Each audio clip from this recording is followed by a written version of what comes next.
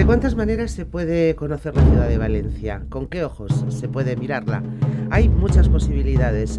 Se encierran por sus calles, por sus rincones, años, siglos de historia, leyendas, curiosidades, buena gastronomía.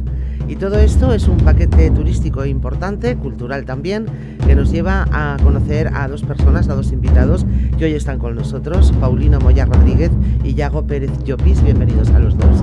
Muchas gracias. Ellos forman parte de Azúcats, que es este grupo, esta empresa que gestiona de manera cultural experiencia en estas distintas comidas por la ciudad.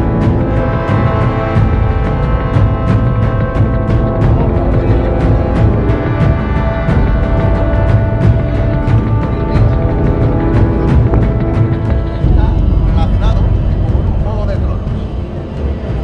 Se le va un señor de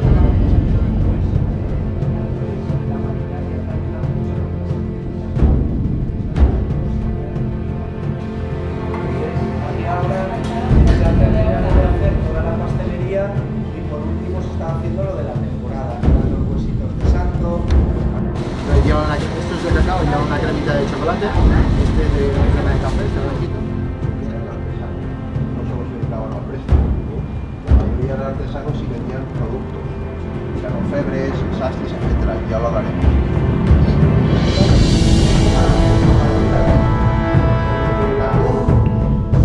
Está el Padre y el Espíritu Santo y el Hijo, que representan la cúpula, lo que representa. Y eso es que fue la de María.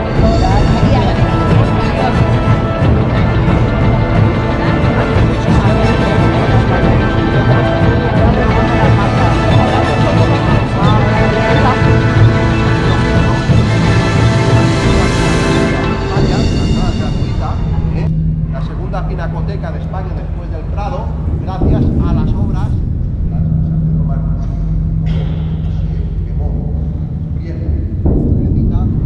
daba una sensación de frescor tremenda. Ahora esa fuente, esa figura la podéis ver en los jardines del parterre, donde estaba el Santo de Jaime I. Mientras se hace la primera junta de fe, viene aquí el arzobispo de Nueva de Valencia. Tiene esta Simón López.